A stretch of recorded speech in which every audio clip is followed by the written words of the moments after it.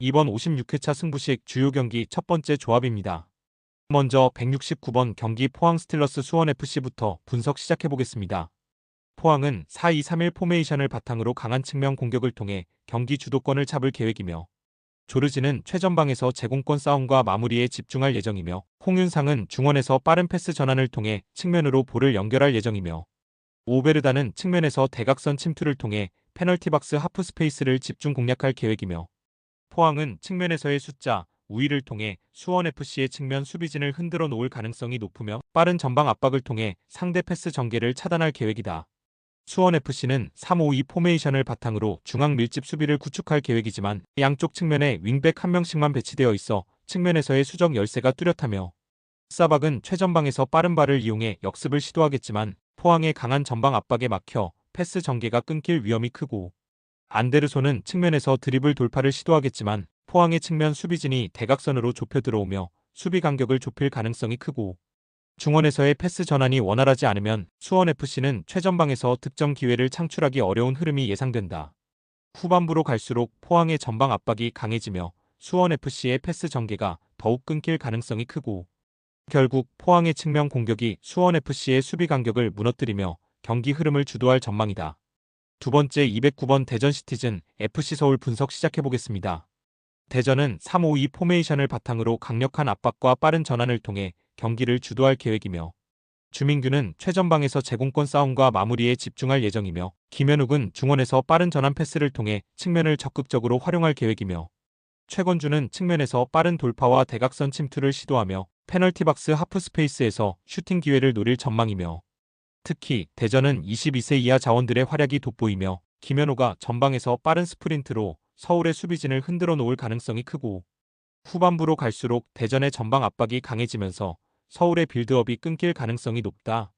서울은 4-4-2 포메이션을 통해 안정적인 수비를 구축하며 빠른 역습을 시도할 계획이며, 조영욱은 최전방에서 빠른 발을 이용해 상대 뒷공간을 공략하겠지만 루카스는 측면에서 빠른 돌파를 시도하더라도 대전의 압박에 쉽게 막힐 가능성이 크고, 정승원은 중원에서 빠른 패스 전환을 시도하겠지만 대전의 전방 압박이 강하게 이어지면서 패스 연결이 원활하지 않을 수 있고, 특히 김기동 감독이 경질설까지 거론될 만큼 서울은 내부적으로 불안정한 상황이며 경기 중 선수들의 집중력이 저하될 가능성이 높고, 22세 이하 자원들인 강성진과 강주혁의 경기력이 저조한 점은 서울의 공격 전개에 큰 걸림돌이 될 전망이다.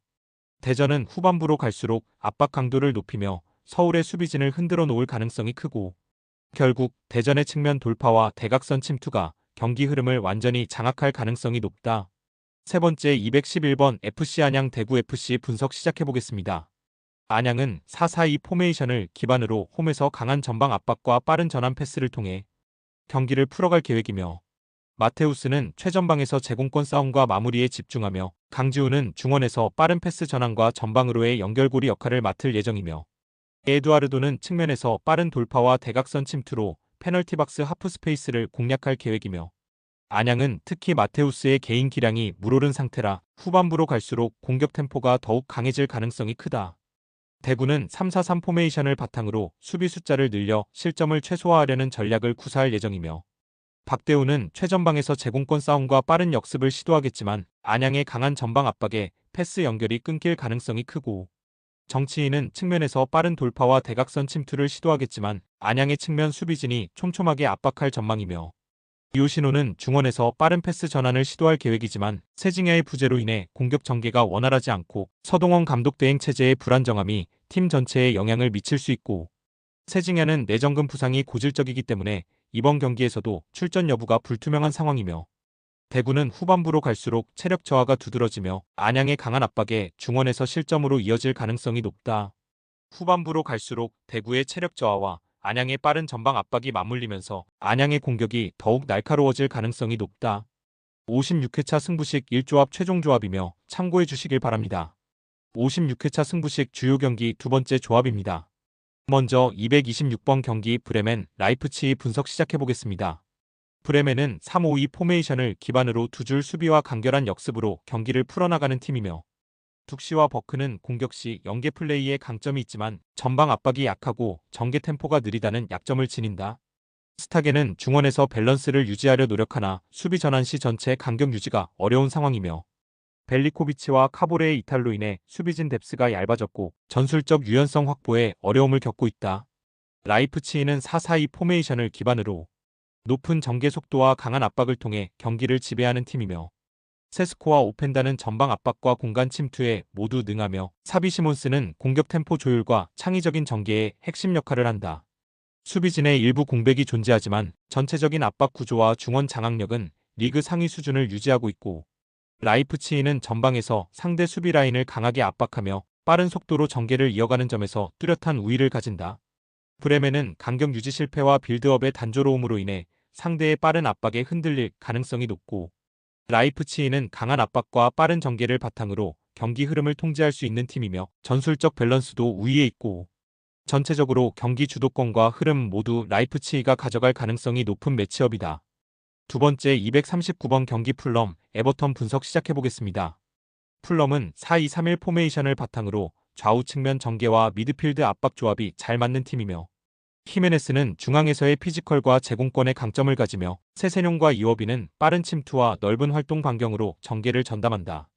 리드, 무니스, 넬슨의 부상 이탈이 있지만 홈에서는 전체적인 전개 템포와 수비 압박 전환이 매우 안정적으로 이뤄지고 있고 특히 초반부터 라인을 끌어올린 채 측면 주도권을 가져가며 상대 진영에서 기회를 창출하는 흐름이 강하게 나타난다. 에버튼은 같은 4-2-3-1 포메이션을 사용하나 전개 구조가 단순하고 수비 간격 유지가 흔들리는 흐름이 이어지고 있고 베투는 제공권과 일선 버티기에 강점이 있지만 알카라스와 맥닐은 중원 전개에서 불안정한 위치 선정을 보이고 있고 타코우스키, 망갈라, 린스트렘의 이탈은 수비라인 안정성과 압박 대응력에 큰 타격을 주고 있으며 특히 원정에서는 수비 간격이 벌어지고 압박 타이밍 실패로 인해 중원에서 쉽게 공간을 허용하는 모습이 반복되고 있다. 풀럼은 전개와 압박, 측면 활용 모두에서 안정감을 보여주며 홈 경기 주도권을 줄 수 있는 전술 구조를 갖췄고 에버튼은 수비 간격 유지와 전개 밸런스에서 큰 약점을 드러내며 부상 이탈의 공백을 메우지 못하고 있고 종합적으로는 풀럼이 홈 이점을 살려 경기 흐름을 가져갈 가능성이 높은 매치업이다.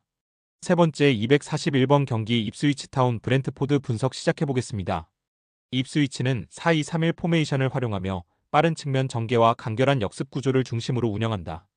델랍, 채플린, 엔시소는 일선에서 활로를 모색하지만 브로드헤드, 타운샌드, 스즈모딕스, 필로진, 번스, 오그베네 등 전방과 측면을 책임지던 자원 다수가 이탈하며 공격 전개와 템포 유지에 큰 제약을 받고 있고 특히 데이비스의 징계 결장으로 수비 전환 시 간격 조율에 어려움을 겪고 있으며 최근 경기에서는 전개 구조가 무너지며 수비 부담이 가중되는 흐름이 반복되고 있다.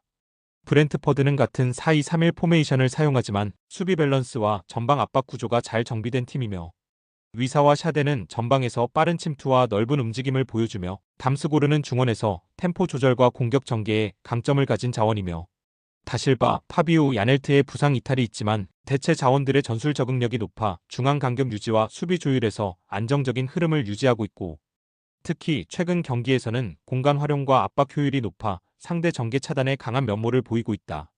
입스위치는 대규모 이탈로 인해 공격과 수비 전개 모두에서 위축된 운영이 예상되는 반면 브렌트퍼드는 조직적인 압박과 수비 간격 유지로 경기 흐름을 안정적으로 관리하고 있고 구조적 완성도와 흐름 유지력에서 우위인 브렌트퍼드가 승기를 잡을 가능성이 높은 경기다. 55회차 승부식 이 조합 최종 조합이며 참고해 주시길 바랍니다. 많은 경기들 중 좋아 보이는 경기들 위주로 유튜브에 조합픽을 올려드리지만 모든 경기들은 유튜브에 올릴 수 없는 점 양해 부탁드립니다. 이외에 다른 경기들이 궁금하거나 정보가 필요하신 분들은 영상 아래 고정 댓글로 말 걸어주시면 되시고요. 스포츠에 관심 있는 분들은 모두 환영합니다. 조건 같은 거 일체 없으니 편하게 말 걸어주십시오. 늘 말씀드리지만 스포츠의 정답은 어디에도 없습니다. 무조건 따라가라고 말씀드리는 것 또한 아니며 참고 정도만 해주시길 바랍니다. 다 같이 함께 좋은 결과 같이 만들어가 보자고요.